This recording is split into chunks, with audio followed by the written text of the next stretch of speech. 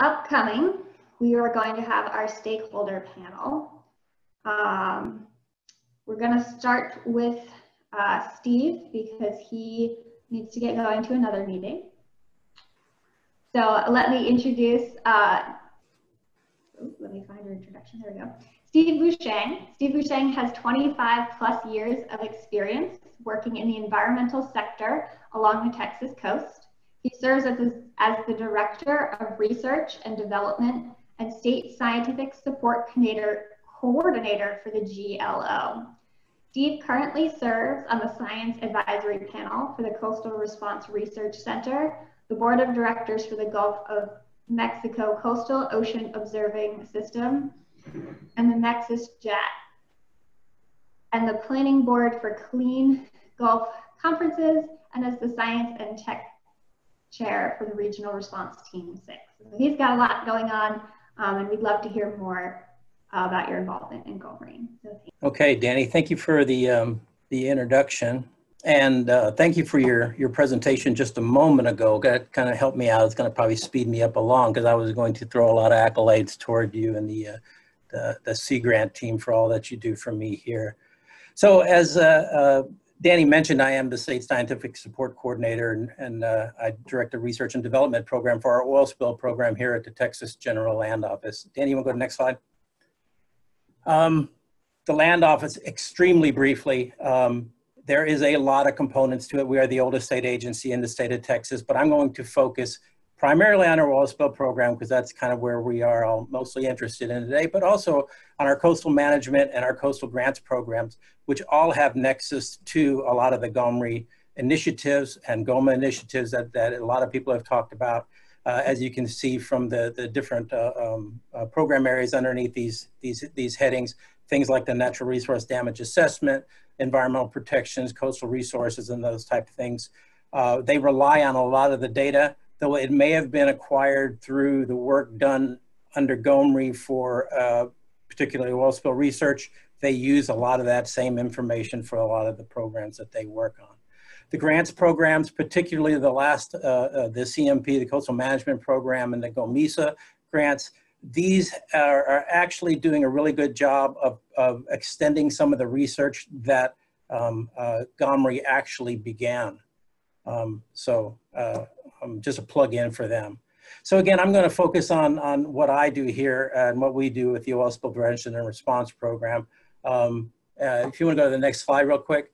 So there are we have, if you're not fully aware of what it is, we have 5 field offices up and down the coast that, very similar to the U.S. Coast Guard, we respond 24/7 to oil spills.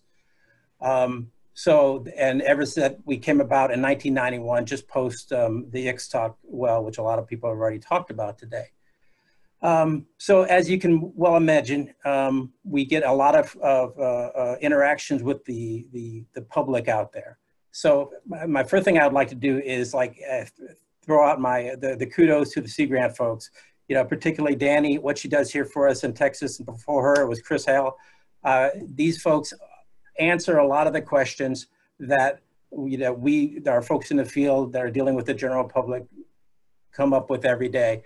The publications, the bulletins, those type of things, our responders in the field carry those with them. So they have really good materials that we don't have to spend a whole lot of time doing. We know that they've been done well, and so it just really helps us out a lot. The other thing that I do with the Texas, with the oil spill program, is I have to actually educate my team in the field. So we are primarily a spill response organization, but at the same time, we need to know, I noticed in the chat box, a lot of people were asking questions about the dispersants. And I try to keep up as much as I can with all the research that is going on. But everyone needs to know that when an oil spill actually happens, there are decisions to be made. You already got a bad situation, and now you got to make decisions on what you're going to do. Are you going to use some sort of a chemical countermeasure? Are you going to do in-situ burning, something along those lines? That's why we relied so much on the science that came out of the GoMRI initiative. And the way we get a lot of this stuff is the GOMOSIS conferences. We get it through a number of different venues, but we've been active in the GOMOSIS conference since the onset. The last couple of years, I've actually been the developer of a couple different sessions, particularly in 2019, the research priorities, trying to develop, fixing the gaps in between those. That was a really big one that there was so much information, so much good research coming out of the GoMRI initiatives, but how to actually bring this into the response end. We had one of the best crowds in the whole conference at that one. And I can't say enough about the GoMRI conferences. I'm sad that those are starting to come to an end, but I think at the all hands conference, the GoMRI, I think the initiative is going to be bringing these together as a one conference. I'm looking forward to those. I think Chuck talked about actually a couple of people have talked about the GoMRI synthesis program of the 8 core areas, and I've been lucky enough to be invited into the Core 7 initiative, the integration linked modeling systems. We've worked through that. As people have mentioned, that document is available. Also wanted to put a plug in, so a number of the folks on this Core 7 initiative actually published a paper that's coming out this month in the Journal of Marine Science. So keep your eyes peeled for that one. And I reached out to the folks I mentioned earlier, the coastal management folks and our coastal grants folks. And though this is a GOMA initiative, I think they said that there was a nexus to the GoMRI folks in the current version that is about to come out of the homeowners handbook for coastal natural hazards. So I don't know a whole lot about that, but if you're interested in that, I can get you that information, and I would be happy to help. I think that's it for my slides. If you go to the next one. I apologize, I think we only had about 5 to 10 minutes each, so I ran through those. I didn't have all the pretty pictures that a lot of other folks had, but I hope that you got something out of it. And if you have any questions, please feel free to reach out to me at the Texas General Land Office. I appreciate it. Excellent. Thank you so much, Steve. I appreciate your time and being able to stay on a few extra minutes. I know you've got another meeting to head off to. So thank you. Next up, we have Dr. Gibeaut. Dr. Gibeaut is the director of the Gulf of Mexico Research Initiative Information and Data Cooperative, so GridC, and the endowed chair for coastal and marine geospatial sciences at the Hart Research Institute. He is a coastal geologist who uses optical, radar, and LiDAR remote sensing, GIS, and field surveys to measure and understand coastal change. So we've heard some great introductions in GridC, and we're excited to hear more. Yes, thank you, Danny, and hello, everyone. It's great to always talk about GridC. Danny gave the full title of GridC, Gulf of Mexico Research Initiative, Information and Data Cooperative. Always put an emphasis on the cooperative because GoMRI did a really amazing thing here. Well, they've done many amazing things, but one of the things that I'm going to talk about today is how GoMRI handled the data and making the data public, sharing the data, as well as making sure the data are preserved for future ongoing discoveries and comparisons with new research that will continue on. And so that's what I'll talk about. I'll talk about the system a little bit, the program that we put together, how GoMRI did this, and really emphasize that also that we'll be going forward in time. This is a legacy. GridC is a legacy of GoMRI that will continue on and is already serving more data sets and more programs that are not GoMRI funded. So it's not just for GoMRI, but for Texas and the Gulf of Mexico wide.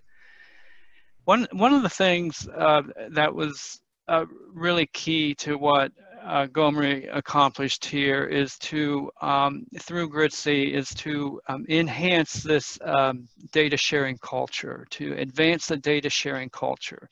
When we started out back in 2010, 2011, it wasn't always the case that scientists would readily share their data and share it early in the process. But the leadership at GoMRI really put it out there and got out there on the leading edge of the data sharing movement that we have worldwide now, open data. And we also have a lot of students, a lot of graduate students that have been trained and know how to and what the expectations are with sharing data. So GridC was established in July of 2011 by GoMRI to implement this strict and challenging data sharing requirement that the program has. And it's housed at the Hart Research Institute at Texas A&M Corpus Christi. And the focus of the GoMRI repository has been on data from distinct scientific research studies, like what GoMRI has funded over the years, and creating ultimately a citable data set package so that you can perhaps, as a scientist, not just publish the papers and have those cited, but also you can have a citation of a data set that you created, turning the data set into a Class A research product, just like the papers itself. And that will help track how the data are used as well if people start citing these data sets. And so we're talking about open data, and open data is simply a data that anyone can access, use, or share. And the way that you get to that point, though, have effective open data is through applying fair data principles. And this means the data need to be findable, accessible, interoperable, and reusable. And I won't go through exactly what each of those things, they're somewhat intuitive, but in light of the time, I'll move on here. But I say, though, that GridC abides by these fair data principles, which are a ground up type of movement now, and is widely recognized that to effectively share data and preserve data, you need to apply by fair data principles. And this is what GridC is doing. So why share data in the first place?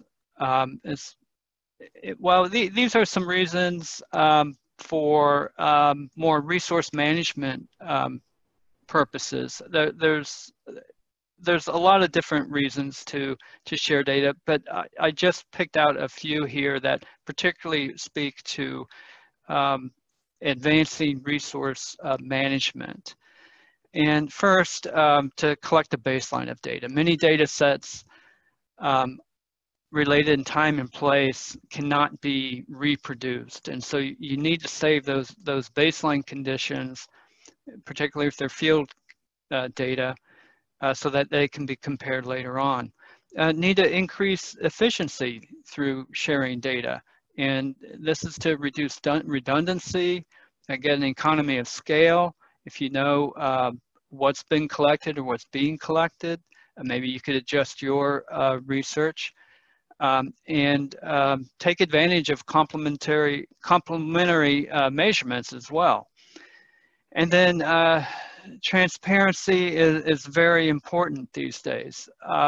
Data are used for public policy considerations, and we need to share that data and have it out front to increase the public trust. And think of the climate change politics that we often face. We really need to make the data public. Improve environmental planning and permitting. Data need to be available to business, to improve business efficiency and the economic activities and everyone's activities along the coastal environments and marine environment.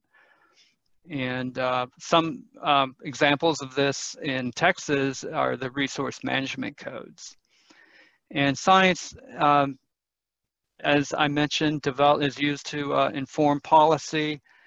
Therefore, you really should have open data available to everyone. I'm thinking now of the recent beginnings of the Texas oyster fishery and the rules that are being developed to conduct that activity. Enable citizen scientists, and of course enable new discoveries. And overall, there's a bigger reason in that it doesn't, particularly in the case of publicly funded research, it belongs to the public, and so it should be public data. And of course, GoMRI was not a public research program; it's a private research program. But the GoMRI program has really pushed the envelope here into the open data realm. Next, please. So I'll just real quickly, GridC is not just a repository. It's not just a big computer disk or cloud storage or anything like that. It is partly that, but that's just part of it. GridC, we start out by training and creating user guides and conducting webinars and workshops and working one-on-one with scientists who may not have shared data before, and just need to know some of the ins and outs of how things go. Can you go back real quick? And then we help them plan. We help them create data management plans and start to collect initial information about the data that they're going to collect, so that we're ready. And then, of course, you submit the data, and then we review the data package. And then we create this citable data package with digital object identifiers assigned, a very important step in this whole process. And then distributing. We need to make the data discoverable, findable. And we do that on GridC. We're also a member node of Data One. You can find all our data sets through Google Dataset Search. And we also copy data into NCEI. And so GridC serves the data lifecycle. It's not just a big storage, but it's a program where our overall goal is to really enhance the data sharing, the effective data sharing culture in the Gulf of Mexico. And some of these numbers here, this is a recent screen grab of our website. You can see that these are mostly, almost all GoMRI data, but not all at this point. And the types of data that GridC will handle is all over the place. So it's not a specialized database. It has a focus on the Gulf of Mexico, and it involves all of these coastal and marine related types of data. And here's one example of a data set landing page from the GridC website. And this happens to be from a data set that Atomex published on the site. And I believe Antoinette Quigg is part of this, and Alicia Williams. And so this is a data set that you can go and find, and it has to do with nutrients and how the microbial community responded to a spill in Texas, the Texas City Y spill on March of 2014. And you can get a link to the paper that was published from this data set, but you can also get the actual data and see just what they were working with, and perhaps apply it in other ways too. And here's a non-GoMRI data set. It's actually was developed from the Hart Research Institute, and the paper was just published on this in PLOS One. And it's related to how red tide has changed over the last 50, 60, 70 years or so. And you can go and see all the information that they were dealing with that they were working with in producing the paper, the published paper that they have. And again, perhaps you could add to it, add to the time series, or you could look at it in a different way. So those are just two examples. And one, I want to point out that GridC is because of GoMRI, but GridC is not just for GoMRI now, as you saw in that one Heart Research Institute publication. And other GridC users include the Restore Centers of Excellence for Florida, Mississippi, and Texas.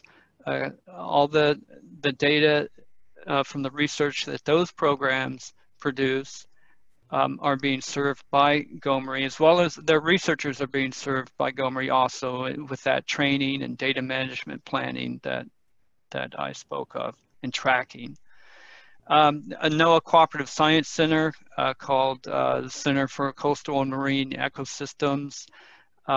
This is a student-oriented program, research and educational program. We're handling those data.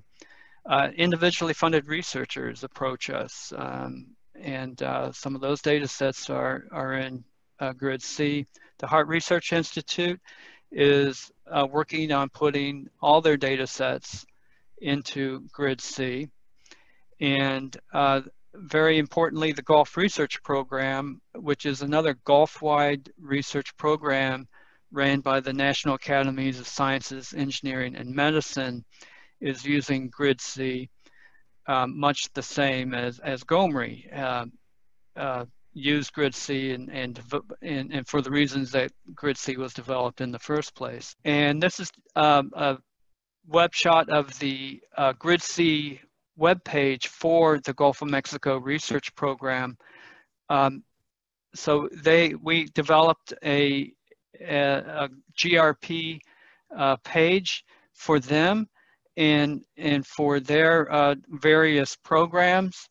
However, it still is integrated into the grids, all of the GridC data. So if they want to just work with their own program data, this is where they can come, but they can, all their data are also integrated within the rest of the database. And so finally, my last slide, which I'll repeat again, is that this concept again, that HRI is establishing GridC as a GoMRI legacy program. It's a tremendous legacy for GoMRI, and will continue to advance effective data sharing and preservation of scientific data from the Gulf of Mexico.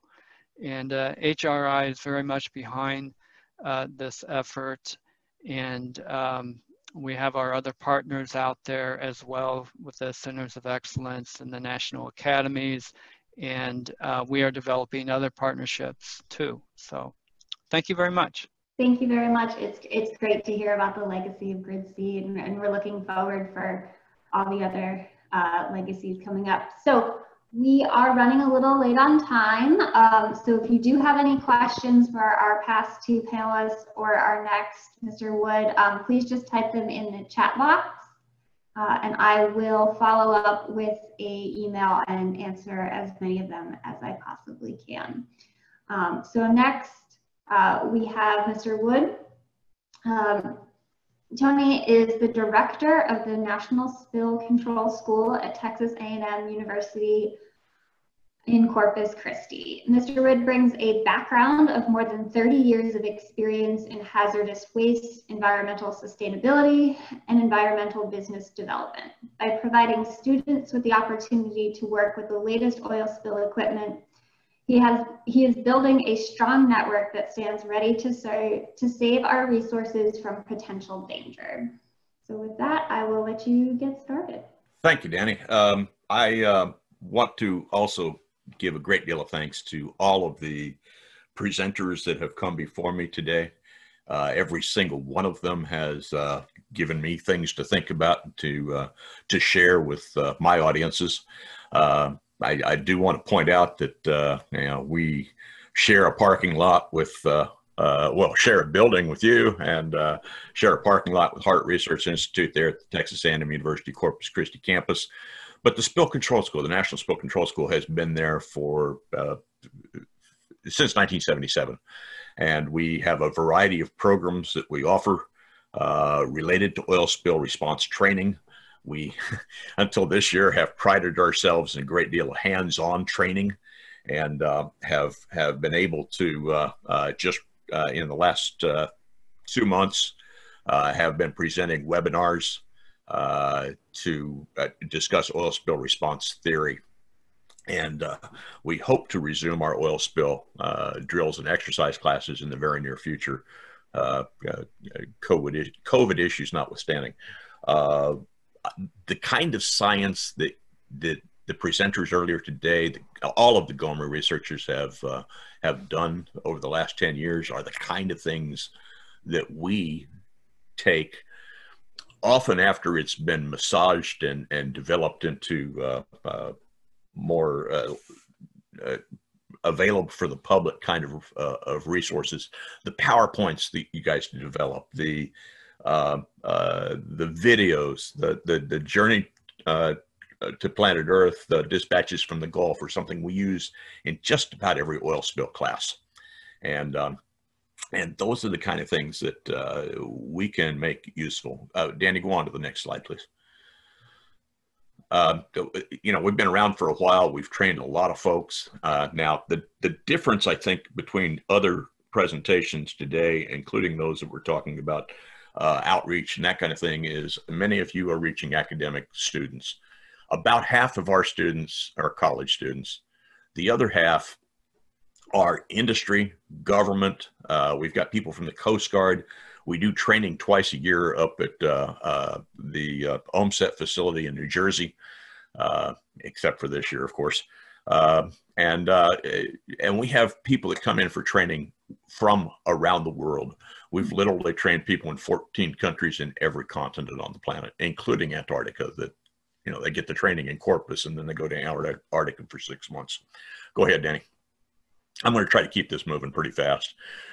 We do have a wide variety of courses. One of the things I'd like to stress is that our HAZWOPER courses, as outlined in OSHA's publication 3172, mandate that emergency responders for oil spill response by law are required to have training. And we provide that kind of training when it comes to oil spill response. So the science that you guys are developing, the presentations, the PowerPoint slides, those are the kind of things that we get out to an audience that's not just doing this because they've got to study at the school.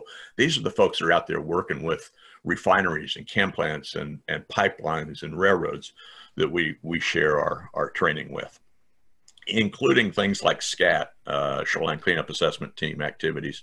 And Steve was mentioning NERDA. A couple of the other presenters mentioned NERDA, Natural Resource Damage Assessments. That's a part of our training.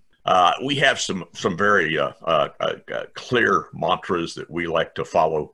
My first slide was talking about our mission is both to train and to do research, but a lot of the things that we like to focus on in our training, number one is hands-on, but then we've got a few cliches that we like to drill into people's heads, and that is prevention is always better than response. And it sounds like a cliche, but when I'm working with oil spill workers and refinery operators, when they hear that if you spill 4 gallons of diesel fuel into the Corpus Christi ship channel, it's going to cost you $80,000, it gives them a different perspective. Do no more harm than good. We heard a lot today about some of the things that can damage a coastal or estuarine ecosystem, even the offshore ecosystems. It's important to look at, what is the long-term effect?